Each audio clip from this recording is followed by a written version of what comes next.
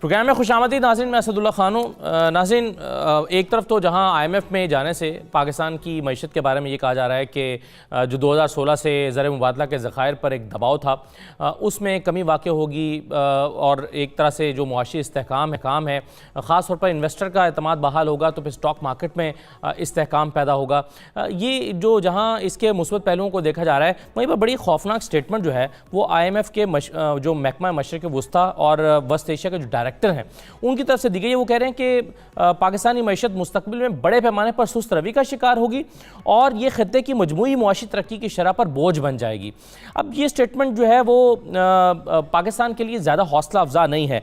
आप इससे इख्तलाफ भी कर सकते हैं और पाकिस्तानी हुकूमत के जो मईशत को देखने वाले ज़िम्मेदारान हैं वो यकीनन इससे इख्तलाफ करेंगे और उनके पास अपने दलाइल होंगे। एक तो हम ये जानने की कोशिश करेंगे कि पाकिस्तान को IMF से जो होप्स हैं और ये जो दूसरी तरफ की राय है इसमें क्या ताल्लुक़ है और इसमें कितनी हकीकत है। दूसरा हम ये देखेंगे कि एमनेस्टी स्कीम जो है उस पर एक कोशिश की गई कि मईशत को मुस्तहकम करने के लिए जितने इक़दामात उठाए जा रहे हैं उनमें से एक कोशिश ये भी की गई कि एमनेस्टी स्कीम लाकर ज़रा यहाँ पर बैरून मुल्क से जो पैसे हैं वो पाकिस्तान में लाए जाएँ। लेकिन प्रॉब्लम उसमें यह पेश आ रहा है कि ख़ुद हुकूमत के वज़रा, कैबिनेट के मेंबरान ही इसमें रुकावट बन गए हैं और दूसरे दिन भी उस पर बहस होती रही और उनकी तसल्ली न हो सकी और इसको अगले इजलास तक के लिए मौखर कर दिया गया। तो क्या तहफ़्फ़ुज़ात हैं जिसका इस स्कीम को लाने वाले जो हैं वो तसल्लीबख्श जवाब नहीं दे पा रहे और वज़ीर-ए-आज़म जो हैं वो ख़ुद भी इससे मुतमईन दिखाई नहीं देते। तो इस पर हम बात करेंगे। तीसरा नया पाकिस्तान हाउसिंग स्कीम का जो है वो आज वज़ीर-ए-आज़म ने आगाज़ कर दिया है और वज़ीर-ए-आज़म आज फिर बड़ा होपफुल दिखाई दे रहे थे। वो कह रहे थे कि मैं माजी में मेरी ज़िंदगी बड़ी ऊंच नीच का शिकार रही है, परेशानियाँ भी आई हैं, उसमें से मैं निकला भी हूँ, लेकिन इस वक्त मैं बिल्कुल परेशान नहीं हूँ, घबराने की बात नहीं है। एक मरतबा फिर उन्होंने कहा कि घबराने की बात नहीं है, चीज़ें बेहतरी की तरफ जा रही हैं और बड़े कॉन्फिडेंट थे कि चीज़ें ठीक हो जाएंगी। तो इन तमाम चीज़ों पर हम गुफ्तगू करेंगे। हमारे साथ मलिक अहमद खान साहब मौजूद हैं, मुस्लिम नून के रहनुमा हैं। शैला रज़ा साहब मौजूद हैं, पाकिस्तान पीपल्स पार्टी के रहनुमा हैं और पाकिस्तान तहरीक इंसाफ से फ़ारूक हबीब साहब हमें ज्वाइन करेंगे। सबसे पहले तो मलिक अहमद खान साहब, सर ये जो IMF का मामला है, एक तरफ तो ये राय दी जाती है कि प्रॉब्लम यह है या हुकूमत का एक मनफी पहलू उसमें यह है कारकर्दगी का कि इन्होंने इतनी देर क्यों कर दी। इनको फौरी तौर पर जाना चाहिए था IMF में बैलेंस ऑफ पेमेंट के इशू के लिए और दीगर चीज़ों के लिए। दूसरी तरफ उससे भी कोई ज़्यादा होपफुल दिखाई नहीं दे रहे IMF के। वो कह रहे हैं कि पाकिस्तानी मईशत जो है वो मुस्तकबिल में बड़े पैमाने पर सुस्त रवि का शिकार होगी और खत्ते के लिए भी जो है वो एक चैलेंज बनेगी। तो क्या होप्स आप देख रहे हैं IMF के आने के बाद ख़ास तौर पर? देखिए असद, आपका बहुत शुक्रिया। यहाँ बुनियादी सवाल ही ये है कि अगर IMF के पास जाना ही था तो IMF के पास जाने से पहले हुकूमत ख़ास तौर पर एक फ़ज़ा क्रिएट करती है और एक फील गुड फैक्टर होता है नई गवर्नमेंट के आने के साथ। ये ज़रूर होता है कि जब आप एक एज ए चैलेंजर आप किसी प्रीवियस इनकम्बेंसी को चैलेंज करते हैं और आप वोट मांगते हैं तो आप उसके ऊपर तनकीद करते हुए मांगते हैं, उन पॉलिसियों के साथ इख्तलाफ करते हुए मांगते हैं, लेकिन आपकी अपनी मुआशी पॉलिसी तरतीब दी जा चुकी होती है और आपने जो आपका एजेंडा होता है उसको आते साथ परसू करना होता है।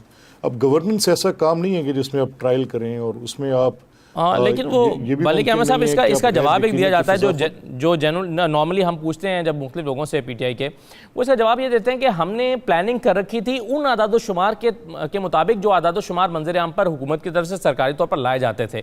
लेकिन जब हम हुकूमत में आए तो पता चला कि सूरत हाल तो गलत, आदादोशुमार तो गलत बताए गए, सूरत हाल तो बहुत ज़्यादा ख़राब थी। अब उसके मुताबिक आखिर ये टेंशन पड़ गई है। तो चूँकि आपने सही चीज़ें बताई नहीं हुई थी, डॉक्यूमेंट नहीं की हुई थी, इसलिए प्रॉब्लम हो रहा है बकौल PTI के। चले ये भी आप मेरे ज़ुम्मे ही डाल दें, ठीक है, मुझे एतराज़ नहीं होगा। मुझे तो पता है कि जब मेरी हुकूमत थी तो तब माशी इशारिये क्या रिफ़्लेक्ट कर रहे थे, तब मुझे पता है कि ग्रोथ क्या थी, तब मुझे पता है कि बैलेंस क्या था पेमेंट्स का, तब मुझे पता है कि ट्रेड की क्या सूरत हाल थी। ठीक है, कुछ एरियाज़ में आपकी अगर ट्रेड में इंपोर्ट बढ़ी थी, एक्सपोर्ट घटी थी, तो उसमें एक बड़ा कंपोनेंट था जो कि CPEC का था। चले लिविंग दैट असाइड, वो लंबी बहस है, आपके पास इतना वक्त नहीं है, आपके पास एक बड़ी बात जेनेरिक बात की जा सकती है, वो मैं करता हूँ। देखें, अगर तो ये दलील दुरुस्त मान ली जाए कि हुकूमत को संभालने के लिए कोई एक ख़ास हिकमत अमली तय करनी पड़नी थी तो ज़रूरी था कि फील गुड फैक्टर देते, जो मैं आपसे पहले बात कर रहा था। फील गुड फैक्टर देने के लिए मायूसी फैलाना ज़रूरी नहीं थी, और फील गुड फैक्टर देते साथ आपको 3 चीज़ें तय करनी पड़नी थी, वो आपसे नहीं हो सकी। नंबर 1, आपकी सिमत दुरुस्त नहीं थी। आपका ये ख्याल था कि फ्रेंडली कंट्रीज़ की बोरिंग जो है वो आपके फॉरेन रिजर्व्स के अंदर बेहतरी लाएगी और आपको थोड़ी स्पेस देगी, और आप किसी हद तक वो बैलेंस ऑफ पेमेंट का मसला हल हुआ भी उससे साथ कुछ नहीं, तो उतना शॉर्टफॉल आपने रेवेन्यू कलेक्शन में कर दिया तो मैं उसका क्या इलाज करूं? देखिए ना, अब मकसद क्या है कि अगर आपने आईएमएफ के पास जाना ही था तो वो शराइत जो आईएमएफ आपसे जो कुछ चीज़ें तय करेगी, तो आपने 8 महीने की जो ताख़ीर की है, ये बुनियादी तौर पे उसकी कॉस्ट है जो आप पे कर रहे हैं। आईएमएफ का मुद्दा जो आपके साथ था, इससे जो प्रीवियस आईएमएफ का प्लान जो पाकिस्तान ने लिया था, आप देखें ना कि वो तो एक सक्सेस स्टोरी है। वो बड़ी उसके अंदर जितनी भी विद एक्सेप्शन टू 2 जिसमें हमारी अपनी उनकी एक रीजनिंग थी, एक ये कि वो डॉलर के रेट के रुपी डॉलर पैरिटी की वो बात करते थे कि उसको मार्केट के साथ फ्लोट होने दें, और उस पर एक वो कैप प्रोवाइड करते थे। ठीक है कि अगर आप कहते हैं कि 106 और 108 के दरमियान रुकेगा तो 2017 तक वहाँ रुकना चाहिए था जी। इसके अलावा और कुछ जो आपकी गैस प्राइसेस और जो आपकी इलेक्ट्रिसिटी की प्राइसेस थी, इन 2 को उस फाइनेंशियल डिसिप्लिन मोड पर एग्री नहीं किया गया जो आईएमएफ ने मांगा कि गवर्नमेंट ये बोझ अवाम पर ट्रांसफ़र नहीं करेगी। लेकिन फिर भी वो आईएमएफ का लोन प्रॉपरली उस प्रोग्राम के ऊपर अमल दरामद भी हुआ और सही है, बिल्कुल ठीक है सर। अब मसला ये है कि आप कह रहे हैं थोड़ा सा मुख्तलिफ है। जी सर, मैं फ़ारूक हबीब साहब से अगर इस पर ले लूँ, फिर शैला साहबा से भी। फ़ारूक साहब, वो कह रहे हैं फील गुड फैक्टर जो है वो आपने ये वाला जो आपके लिए, जिसकी शायद इसके लिए पैसों की ज़रूरत नहीं थी, आपको हमको हौसला तो देकर रखते, इन्वेस्टर का जो मोराल है वो तो डाउन होने से बचाते। ये प्रॉब्लम क्या हुआ कि अभी तक, एक तो ये कि अभी तक चीज़ें संभली नहीं हैं, और दूसरा ज़्यादा ख़तरनाक बात यह है जिसका मैं जिक्र कर रहा हूँ, वो आईएमएफ के जो डायरेक्टर हैं वेस्ट एशिया और मशरिक़ वस्ता के लिए, वो कह रहे हैं कि पाकिस्तानी मईशत मुस्तक़बिल में बड़े पैमाने पर सुस्तरवी का शिकार होगी और ये ख़ित्ते की मुआशी तरक्की के लिए बोझ बन जाएगी। तो ये चीज़ें बेहतर होने जा रही हैं या इस स्टेटमेंट को ज़्यादा अहमियत नहीं देनी चाहिए? देखिए, मैं समझता हूँ इस किस्म के जो हैं वो बयानात आते रहते हैं, और पाकिस्तान ने अपनी तरजीहात के ऊपर अमल करना है। जो सबसे बुनियादी चीज़ है जो इसके ऊपर मैं समझता हूँ कि काम हो रहा है, वो है जो मैशियत को हमने दुरुस्त सिमत की तरफ लेके जाना है। ये जो आईएमएफ की बार बार बात होती है, ये कोई आईएमएफ का पहला प्रोग्राम नहीं है। और जहाँ तक रही बात, अभी मलिक साहब ये कह रहे थे कि बड़ी अच्छे तरीके से इन्होंने आईएमएफ ने जो सबक दिया था, इन्होंने उसी तरीके से उसको जो है वो कंप्लीट किया। भाई, आईएमएफ के पास जाने की ज़रूरत क्यों पेश आती थी? पाकिस्तान पहली बार तो नहीं जा रहा, 3 बार आप वज़ीर आज़म रह चुके हैं, इसी तरह पीपल्स पार्टी की हुकूमत रह चुकी है।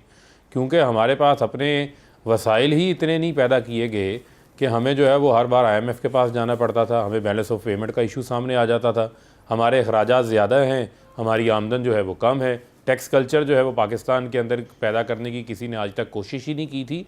तो ये तमाम तर चैलेंजेस जो हैं वो हमने टैक्स कलेक्शन में, जिसकी तरफ अभी मलिक अहमद साहब ने इशारा भी किया, ये ग्रोइंग टैक्स कलेक्शन में भी कमी वाक़ई हो गई ना। मैं अभी मुझे ज़रा बात मुकम्मल करना जी, मुझे बात मुकम्मल कर लेने, मैं उसकी भी रीज़न आपको बताता हूँ क्यों कमी वाक़ई हुई। देखें, जो बुनियादी चीज़ है वो ये है कि हमने, पाकिस्तान ने अपनी प्रोडक्टिविटी बढ़ानी है, जो मेड इन पाकिस्तान है उसको हमने एक्सपोर्ट करना है। उसके लिए वो टेक्सटाइल सेक्टर जिसकी इन्होंने चीखें निकाल दी थी, 40 रुपये के भाव जो है वो कबाड़ के भाव जो है वो पावर लूम बिकी है वहाँ पर, आज जो है वो इंडस्ट्री दोबारा चल पड़ी है। आज उनको आपने गैस सेक्टर के अंदर सब्सिडी दी है, उनके रेट राशनल किए हैं, बिजली के अंदर उनको सब्सिडी दी है ताकि उनका कॉस्ट ऑफ डूइंग बिजनेस कम हो, इंटरनेशनल मार्केट्स के अंदर वो जो है कम्पीट कर सके। इन 5 सेक्टर्स के ऊपर फोकस किया है। अब आ जाएँ आप FTA, जो रिव्यूड FTA साइन होने जा रहा है, जो प्राइम मिनिस्टर के दौरे के दौरान चाइना आपसे $1 बिलियन की जो है वो इंपोर्ट करेगा, यानी हम एक्सपोर्ट करने जा रहे हैं चाइना को, जिसके अंदर हमारी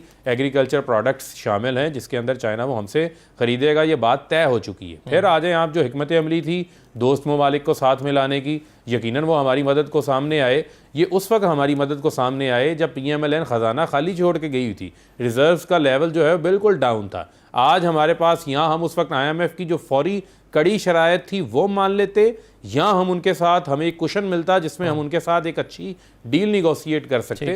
तो उसके लिए जो टाइम बाय किया गया। IMF आपको क्या कहती है, IMF आपको कहती है आप अपनी फाइनेंशियल मैनेजमेंट बेहतर करें। आप गैस के सेक्टर के अंदर 157 अरब रुपए का आप खसारा छोड़ के गए हैं। पीपल्स पार्टी के दौर के अंदर वो जीरो था। 1200 अरब का आप जो है वो सर्कुलर डेट छोड़ के गए। बिजली के सेक्टर के अंदर 450 अरब आपने अदा किया था। कर्जे आप जो है वो मुल्की तारीख के रिकॉर्ड कर्जे जो है वो लेकर गए हैं। फिर आप कहते हैं जी कि IMF का हमने बड़ी बेहतरी के साथ मुकम्मल किया था। बेहतरी के साथ मुकम्मल नहीं किया था। इन्हीं के साहब का फाइनेंस मिनिस्टर मिफ्ता इस्माइल साहब की जो है वो टीवी पर रिकॉर्ड स्टेटमेंट्स मौजूद हैं जिस पे उन्होंने कहा कि इसहाक डार ने जो डॉलर की फिक्टिशियस को रोका हुआ था, फिक्टिशियसली रोका हुआ था, उसको आप ओपनली उसको फ्लोट करने देते तो आज हमें वो दिन जो है वो नहीं देखने पड़ते। लेकिन तो दोस्त सिमत की तरफ कदम लिए हैं। मुश्किल वक्त जरूर था, अब उससे बाहर निकल रहे हैं।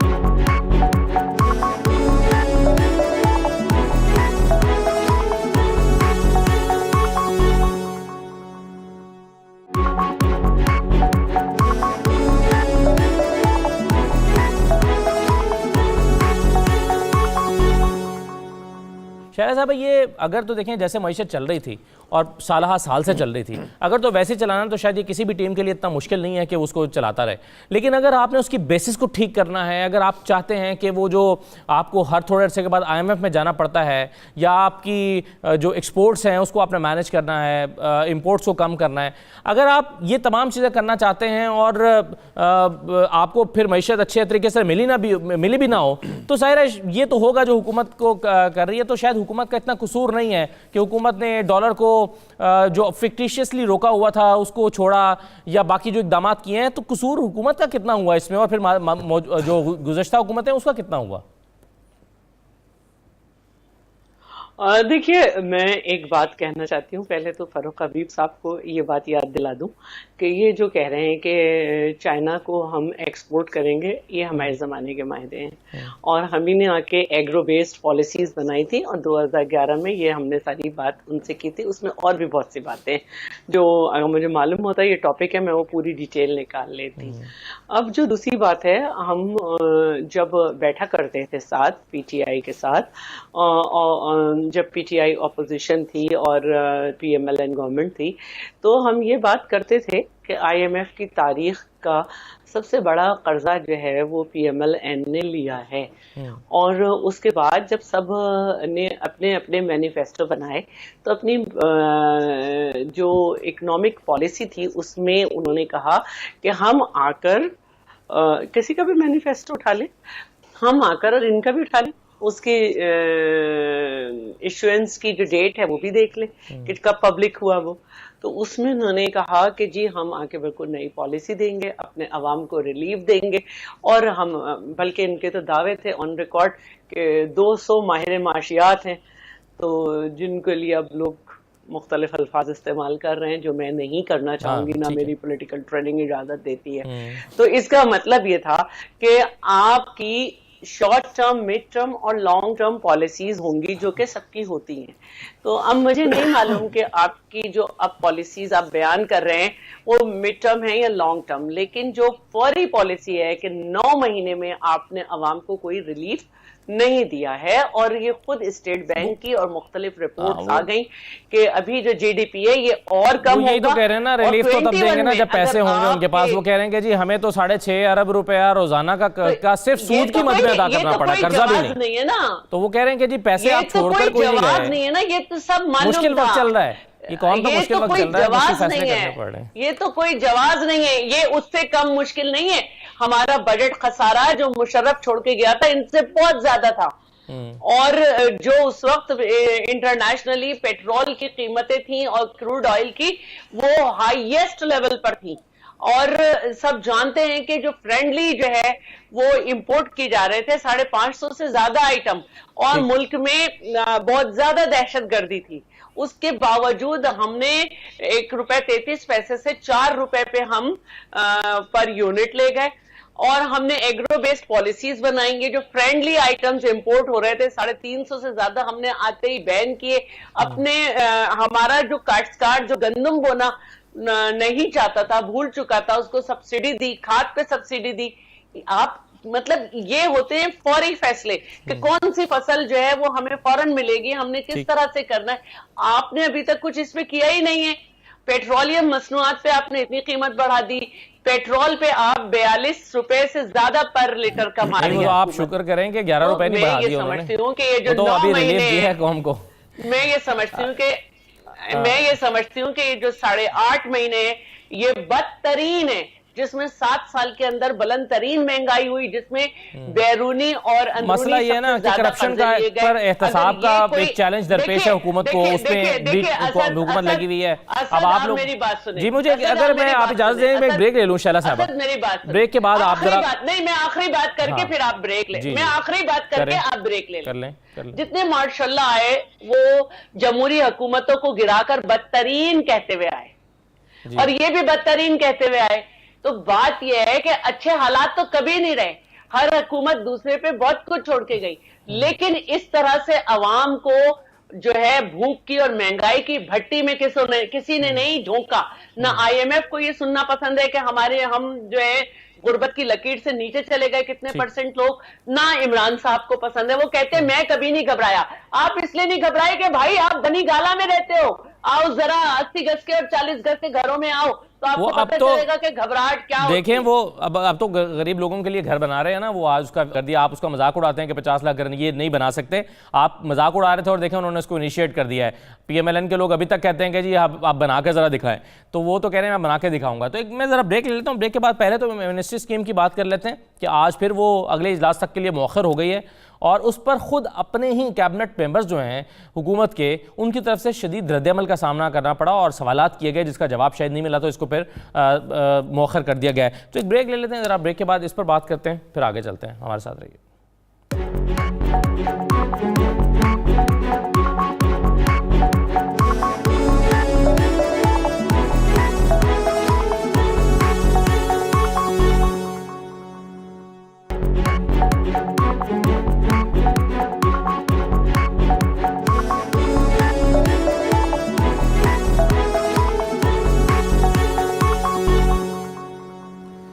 दोबारा खुशामदीद कहते हैं आपको। जो टैक्स एमनेस्टी स्कीम हुकूमत लेकर आ रही है उसको काबीना में 2 रोज़ तक मुसलसल डिस्कस किया गया, लेकिन उस पर एतराज़ात जो हैं वो कैबिनेट मेंबर्स के वो बरकरार रहे। अब जो सोर्सेज से खबरें सामने आई हैं उसमें मुराद सईद साहब ने पूछा कि इस टैक्स स्कीम में और जो हुकूमत पिछली हुकूमत लेकर आई थी उसमें क्या फ़र्क है, इसका जवाब दें, और जवाब नहीं दिया जा सका। फिर फैसल वाडा साहब ने भी जो 15% शरह टैक्स मुकर्रर किया उस पर एतराज़ उठाया। परवेज़ खटक साहब का भी ख्याल था कि इससे ना तो हुकूमत को कोई फ़ायदा पहुँचेगा और ना आवाम को फ़ायदा पहुँचेगा। मलिक अहमद साहब, अगर आप मुझे इजाज़त दें तो मैं इसका ज़रा फ़ारूक हबीब साहब से आगाज़ कर लूँ।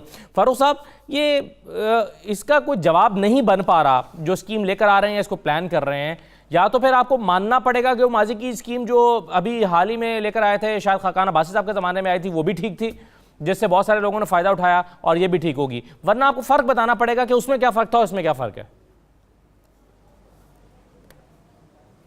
देखिए, बात यह है कि अभी तो इसकी तफसीलात जो हैं वो आना बाकी हैं, क्योंकि अभी ये अंडर डिस्कशन है और काबीना इसका जो है वो जायज़ा ले रही है। अभी तक ये अप्रूव नहीं हुई, और ज़ाहिरी बात है जब उसको एक तमाम चीज़ों का कंपैरिजन किया जाता है, पहली मिनिस्ट्री स्कीम का और जो मौजूदा मिनिस्ट्री स्कीम आ रही है, इसकी लाने की ज़रूरत क्या है, इस पर मैं समझता हूँ कि ज़्यादा बात होनी चाहिए, जिसमें बात क्या ज़रूरत है लाने की सर? लेकिन जो सबसे अहम चीज़ है जो बात हो रही थी अभी, देखें गुजारिश सुन लेना, जो टैक्स हमारे मुल्क के अंदर जो सबसे बड़ा इशू है जो है ब्लैक इकॉनमी का जी, और ऐसी अनडॉक्यूमेंटेड इकॉनमी है जिसका आपको पता ही नहीं है कि आपके पैसे जो है लोग कमा रहे हैं, लेकिन रियासत को जो है वो टैक्स नहीं देते। टैक्स इस वजह से नहीं देते थे कि बदले में जब एक सरकारी हॉस्पिटल के अंदर किसी को इलाज नहीं मिलता, या उसके बच्चे को एक स्कूल के अंदर जब तालीम अच्छी नहीं मिलेगी, जब उसको जो है वो रियासत की तरफ से वो फैसिलिटीज़ फराहम नहीं की जाएंगी, तो लोगों को टैक्स देने का फ़ायदा समझ नहीं आता, और हमेशा जो है वो फिर इनडायरेक्टेड टैक्सेस के ऊपर इन्हिसार किया जाता है, डायरेक्ट टैक्सेस की तरफ लोग नहीं आते। और मैं ये समझता हूँ कि अब लोगों को मोटिवेट भी करना है, एक उनको मौका फराहम करना है। जब हम इतने बड़े आप ड्रास्टिक मेजर्स ले रहे हैं और इकॉनमी को रिफॉर्म कर रहे हैं, तो फिर आप एक मौका भी फराहम करते हैं कि आप आएँ, टैक्स एमनेस्टी का हिस्सा बनें, अपनी वेल्थ डिक्लेयर करें, आप अपनी इनकम जो है उसको डिक्लेयर करें, उसको क्लियर करवा के एक बार आप टैक्स को भी रास्ता मिल जाएगा ना सर, जिन्होंने करप्शन से पैसे कमाए होंगे, लोगों को उसके बेनिफिट्स भी देने, जिन्होंने करप्शन से पैसे कमाए होंगे या मनी लॉन्ड्रिंग से बाहर भेजे होंगे, उन्हें भी रास्ता मिल जाएगा ना। से जहां तक देखें, गुजारिश सुन लें, देखें गुजारिश सुन लें, उसके अंदर कुछ चीज़ें ऐसी हैं जो कि बड़ी कैटेगोरिक हैं। तो मेरी नज़र से जो तफसीलात गुजरी हैं उसमें इस किस्म की उन लोगों के लिए कोई जो है वो एक्सेप्शन नहीं है जो लोग मनी लॉन्ड्रिंग के अंदर मुलविस रहे हैं, या जो लोग सरकारी ओहदों के ऊपर रहे हैं, या पॉलिटिशियंस जो कि सरकारी ओहदों के ऊपर बैठ के उन्होंने अपने इख्तियारात का जो इख्तियारात से तजावुज़ करके माल बनाया है, नहीं, लेकिन वो लोग इसके अंदर शामिल नहीं है, ना उनको जो है वो मौका फराहम किया जाएगा। लेकिन ये वो लोग हैं, देखें हमारा ताजर है, हमारा ट्रेडर है, हमारा सनतकार है, वो लोग जो हैं वो टैक्स देने से किसी वजह से घबराते थे। माजी की हुकूमतों की तरफ से कुछ इस किस्म की पॉलिसीज़ रही हैं। जब हम लोगों को फैसिलिटेट करेंगे, लोगों को इंसेंटिव्स देंगे, लोग जो है टैक्स कल्चर डेवलप होगा हमारे मुल्क। ये तो हो गई ना अच्छी वाली हमारा इनडायरेक्ट टैक्सेस के ऊपर रहा।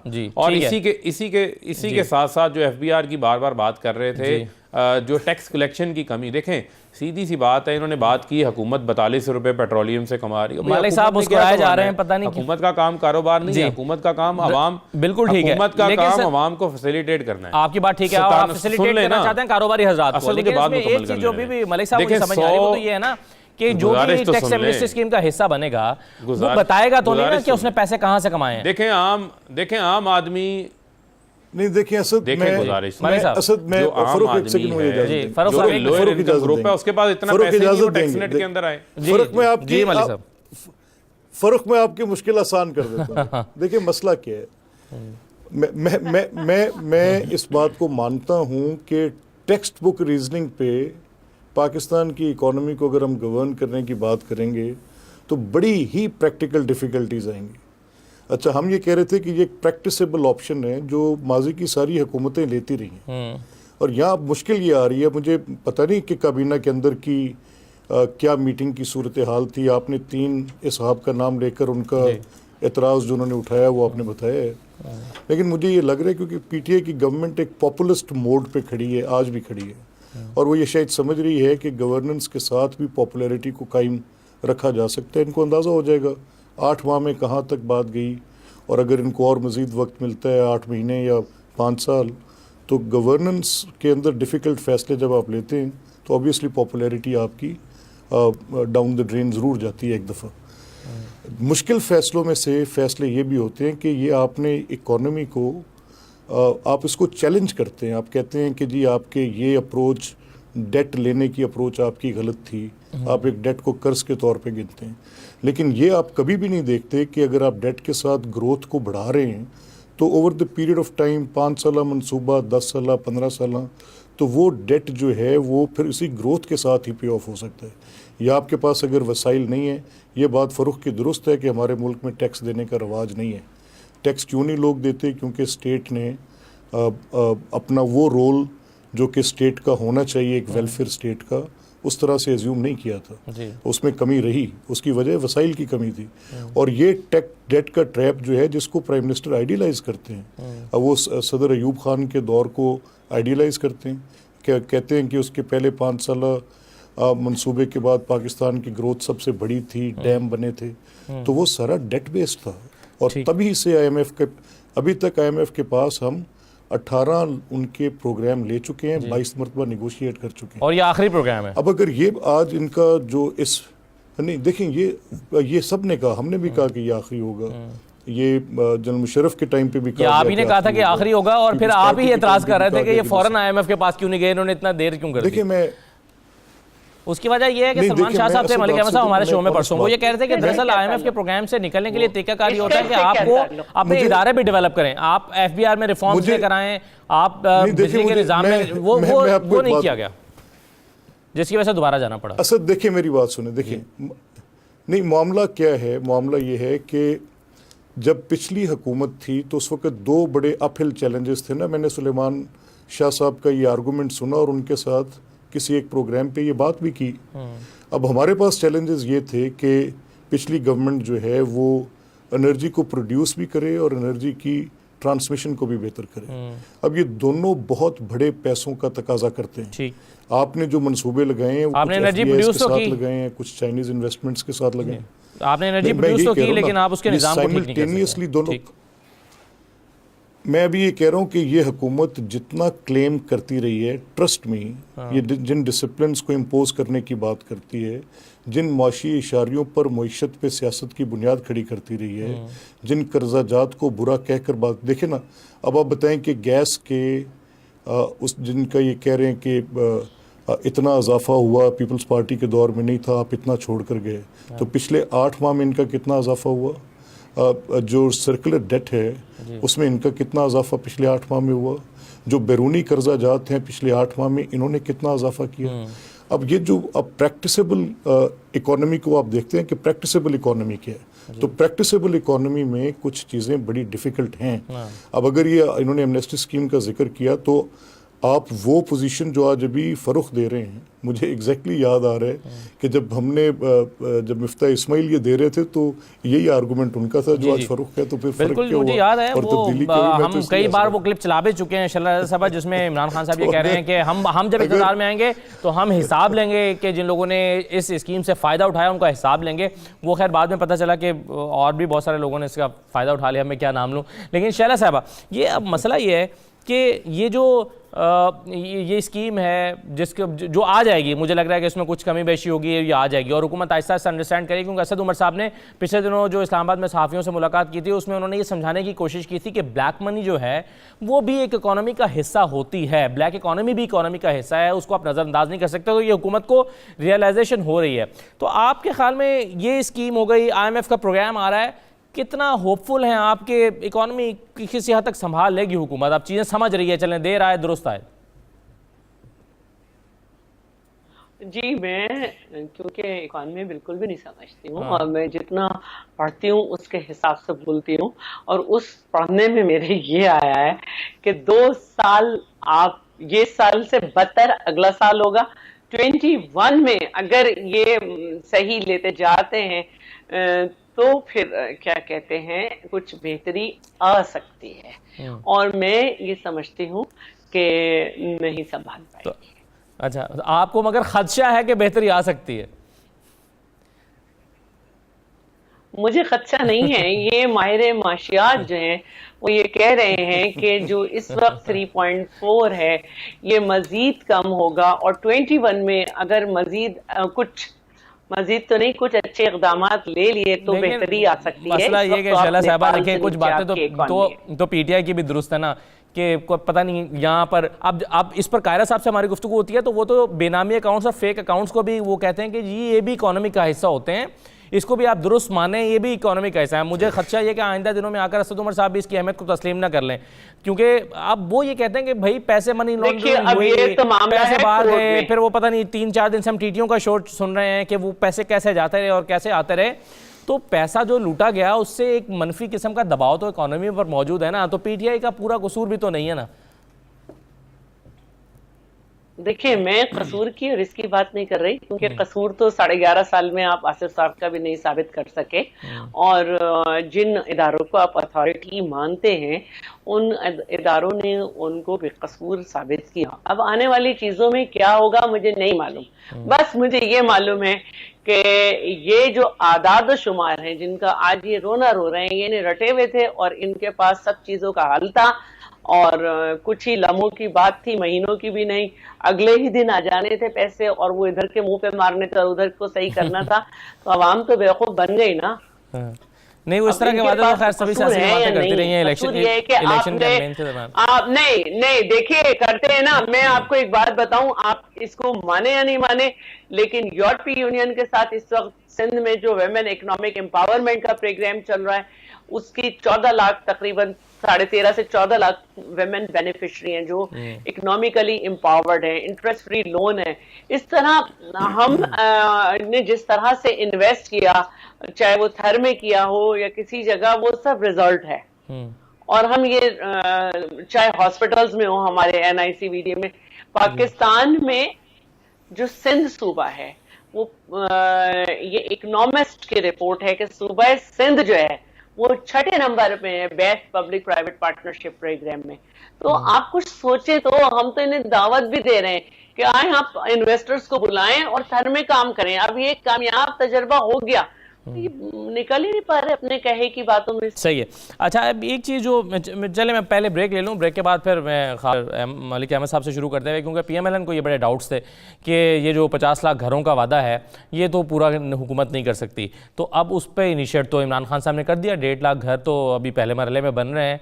तो क्या डाउट्स हैं? और फिर जो जितने इकोनॉमिस्ट हैं, आज भी अभी शौकत तरीन साहब हमारे प्रोग्राम में मौजूद थे 7 बजे, वो कह रहे थे कि 45 किस्म की इंडस्ट्रीज जो हैं वो उठ जाती हैं और हुकूमत ने बिल्कुल दुरुस्त समत में कदम उठाया है। तो ऐसी बातों को तो अब क्या PMLN अप्रिशिएट करेगी ना? एक मुख्तसर ब्रेक ले लेते हैं, ब्रेक के बाद वापस आते हैं।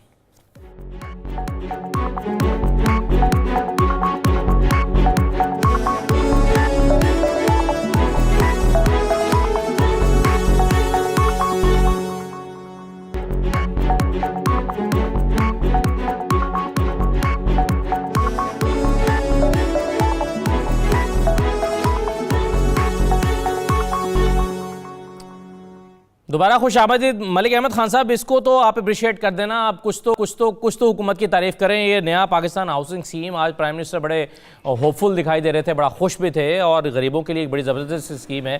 तो कुछ तो आप हुकूमत की पॉलिसी को अप्रिशिएट करते हैं ना?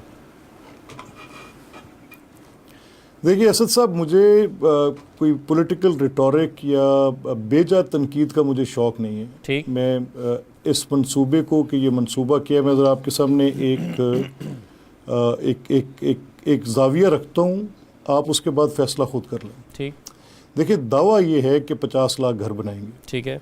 और कराची और लाहौर दोनों को मिला के 2018 के अदादो शुमार शुमारियात, महकमा शुमारियात पाकिस्तान की रिपोर्ट के मुताबिक दोनों के पुख्ता घर, कराची और लाहौर, 2 बड़े पाकिस्तान के कॉस्मोपॉलिटन शहर, इन दोनों के पुख्ता घरों की तादाद 48 लाख से ज़्यादा नहीं है। ठीक। तो अगर मैं ये समझूं कि प्राइम मिनिस्टर कराची और लाहौर जितने 2 बड़े नए शहर 5 साल में आबाद करना चाहते हैं, तो मैं इसे बहुत ओवर एम्बिशियस अप्रोच कहूँगा। मैं मेरा इसको मानने के लिए मुझे कुछ एक ख़ास किस्म की अक्ल चाहिए होगी कि जब मैं इसको तस्लीम करूँ कि ऐसा हो सकता है।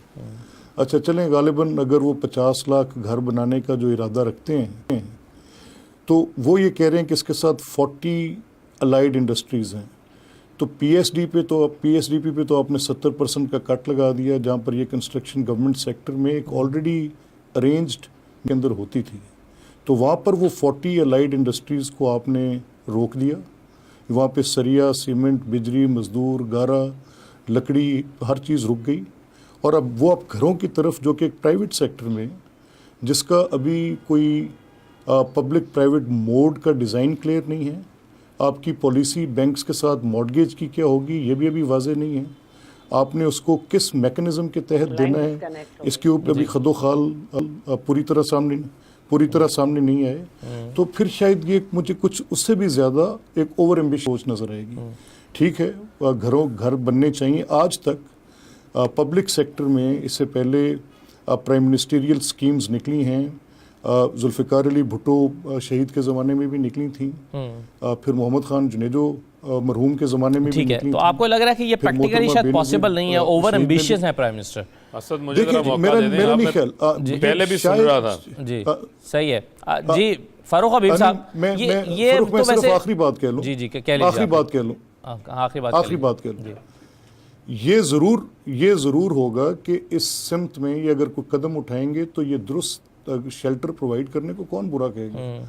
लेकिन ये उसी तरह की एक अप्रोच है जो वैसे नॉर्मली PTI की एक हॉलमार्क है कि बस बात कर दो, होनी है तो नहीं होनी बात। ठीक है जी फ़ारूक साहब। सर ये तो मैंने भी पढ़ा, ये जो फिगर्स बता रहे हैं कहीं पर के देखें, ये तो 50 लाख घर तो कराची और लाहौर में मिलाकर नहीं है क्या? ये रिपोर्ट्स में भी कहीं किसी जगह पर पढ़ रहा था। तो ये तो फिर बहुत बड़ा 2 बड़े शहर बसाने के मुताबिक होगा। देखें बात ये है, पहली बात तो असद ये है कि यहाँ पर जितनी बातें हुई, देखें सबसे अहम ज़रूरत क्या है, एक जो पाकिस्तान का जो शहरी है उसे क्या चाहिए, उसे छत चाहिए, घर की डिमांड है, ज़रूरत है। हाँ। अब उसकी जाना है कि जो आम आदमी है, गुजारिश सुन लें, जो आम आदमी है, जो गरीब आदमी है, उसकी सकत है। आपका पहला वज़ीर आज़म आया जो एक विजन लेकर आया, सोच लेकर आया। आप 50 लाख घरों की बात की, 50 की बजाय जो है वो 60 भी बन सकते हैं। घबराने की क्या ज़रूरत है, आप हौसला रखें इस चीज़ के ऊपर। हम लोगों की नीड बेस के ऊपर जो है वो उनको प्रोवाइड करने जा रहे हैं। और यानी 50 से 60 तो हो सकते हैं, 50 से 40 नहीं हो सकते। दुनिया के अंदर क्या मॉडल है वो ना हो कि एंड में आप 50 लाख दोनों का वादा करके हमें एक आप आशियाना एक बाल पकड़ा दें और एक मुकम्मल कर लेने ना। असद जी, असद आपका पॉइंट आ गया, मुझे बात मुकम्मल कर लेने दें। देखें मामला ये है, दुनिया के अंदर क्या मॉडल है, मॉर्गेज मॉडल है। लोग जो है वो बैंक से लोन लेते हैं 15 साल 20 साल 25 साल 30 साल के साथ के अंदर वो थोड़ा थोड़ा करके उनकी एक घर बन जाता है, उनकी एक छत बन जाती है। यहाँ पर जो हमारी मिडिल क्लास है या वो आम आदमी है जो थोड़ा से पैसे कमाता है, उसको एक जो है वो उम्मीद की किरण पैदा हुई है कि मेरा भी अपना घर बन सकता है। लोग रेंट पे रहते हैं, जितना वो रेंट देते हैं जो आम आदमी है, उसी रेंट से वो बैंक की किस्त अदा करके अपनी छत बना लेगा। और आज उसका जो है वो आगाज हो चुका है। आप यकीन दहानी करा रहे हैं कि मलिक अहमद साहब को डाउट नहीं होना चाहिए इस पे। इसी तरीके से जो है वो पंजाब, गुजारिश तो सुन लेना, इसी तरीके से जो है वो पंजाब गवर्नमेंट शुरू कर रही है, खैबर पख्तूनख्वा गवर्नमेंट शुरू कर रही है, बलूचिस्तान गवर्नमेंट शुरू करेगी, इसी तरह कराची के अंदर बनेंगे, जो हमारी जो वजारत हाउसिंग है जो वो उसको बनाएगी। इसी तरह जो बात हो रही थी इकोनॉमी के ऊपर जो अहम चीज थी, मैं फारूक साहब अगर मैं इस पर पहले मुझे इजाजत देते हैं जरा मैं ये वाला मुकम्मल कर लूं शैला साहब से। उसके साथ साथ करप्शन बहुत बड़ा इशू है। करप्शन इशू है, ठीक है, करप्शन बहुत बड़ा इशू है, मनी लॉन्ड्रिंग बहुत बड़ा इशू है। जब वो पिलफरेज होता है उस वक्त आपकी इकोनॉमी और आपकी ग्रोथ रुकती है। पीएसडीपी पे कट लगा दे, भाई है क्या खजाने में? पुराने सबक से आगे आप ओवर पीएसडीपी के टारगेट सेट किए थे। अरे वो इसलिए बिल्कुल ठीक है। वो शैला साहबा अब आप लोगों ने फेक अकाउंट बना के मनी लॉन्ड्रिंग इतनी की हुई है, वो ये कह रहे हैं कि इशारा आपकी तरफ ही है उनका, जो मैं समझ पाया हूँ। आप लोगों ने मनी लॉन्ड्रिंग कर रखी है, आपने आगे चलने दिया। देखिए ये वो रटा रटाया सबक है जो इनके हर एक को याद है। अब इससे लोग बोर हो चुके हैं। हम ऑलरेडी इस पे काम कर रहे हैं। बहन बेनजीर बस्ती, लो कास्ट हाउसिंग स्कीम और ये जो पीपल्स पॉवर्टी रिडक्शन प्रोग्राम है, अभी बदीन में मैं परसों सिर्फ एक यूसी के पहले 8 घर देकर आई हूँ। इसके पहले फेज में 14,000 दिए, दूसरे में 10 हैं। पाकिस्तान पूरे हमारे यहाँ काफी मिसालें मौजूद हैं। जुल्फकार अली भुट्टो के जमाने की 500 quarter colony, Nusrat Bhutto colony, जहाँ पे लोगों को जो है वो लो कास्ट हाउसिंग देके फिर कर्जे देके, ये बहुत सारे प्राइम मिनिस्टर कर चुके हैं। ये 50 लाख तो नहीं बनाया ना आपने, लेकिन ना जी वो तो 50 लाख बना रहे हैं ना, वरना फर्क तो ये है ना 50 लाख नहीं बन सकते। इसके लिए 60 भी बन सकते हैं, बन ही नहीं सकते। 1 शैला करोड़ साहबा नौकरी 60 भी बन सकते हैं। आप 50 की बात कर रहे हैं। बन तो बहुत कुछ सकता है, लेकिन ये नहीं बना सकते। बस नथिया गली हाउसिंग स्कीम तो संभाल ही सके। ये आपकी ख्वाहिश है या जो अथॉरिटीज थी नहीं, मेरी ख्वाहिश नहीं, मैं सच्चाई बता रही हूँ। अथॉराइज्ड जो अथॉरिटी थी उनसे पूछे बगैर जी आसिफ अली जरदारी करके लो कास्ट हाउसिंग स्कीम वगैरह को देखें, कोई फेक नहीं है। आपका नथिया गली हाउसिंग स्कीम में नैब उतर चुकी है, उससे मजाज अथॉरिटी से पूछे बगैर जगहों पे कब्जे किए गए। आप पता नहीं क्या बातें करते हैं, किसको आप दिखा रहे हैं? एक तरफ आप कहते हैं नैब का और हमारा गठजोड़ है, दूसरी तरफ आप कहते हैं नैब केपीके में कार्रवाई भी कर रही है। वो कार्रवाई कर नहीं रही ना, सब चीजें बाहर आ गई हैं। वरना मैं अभी 2 हफ्ते के बाद मैं असेंबली में रेजोल्यूशन लाऊंगी कि अवाम को हुकूमत ने बेवकूफ बनाया। वाउडा साहब ने कहा था कि 4 हफ्ते के बाद नौकरियां होंगी, हुई नहीं। अब 2 हफ्ते हो रहे हैं, एक आध हफ्ते का और मार्जिन दे देना, एक आध हफ्ते का थोड़ा टाइम दे दें, कोई एक आध हफ्ता ऊपर नीचे हो सकता है। मैं कह रही हूँ 2 हफ्ते के बाद लाऊंगी मैं 2 हफ्ते के बाद लाऊंगी, मैंने कहा है। असद में जाते जाते छोटी सी बात और ये करप्शन और मनी लॉन्ड्रिंग के बारे में भी इनका यही ख्याल है। करप्शन और मनी लॉन्ड्रिंग छोड़े, आज करप्शन और मनी लॉन्ड्रिंग की जो ये बात करते हैं ना, ये भी इतनी ही इनकी वो जैसे 50 लाख घर है, इसी तरह के इनके कॉन्सेप्ट से नहीं। लेकिन अगर उन्होंने बना दिए तो फिर आपको ये भी मानना पड़ेगा कि लॉन्ड्रिंग भी हुई है और करप्शन भी हुई है। फिर अगर उन्होंने ये, अगर आप इसको दोनों को जोड़ के देख रहे हैं। बहरहाल बहुत शुक्रिया मलिक अहमद खान साहब, फारूक हबीब साहब और शैला साहब। ये आज का राजी प्रोग्राम था, इजाज़त दीजिए, अल्लाह हाफ़िज़।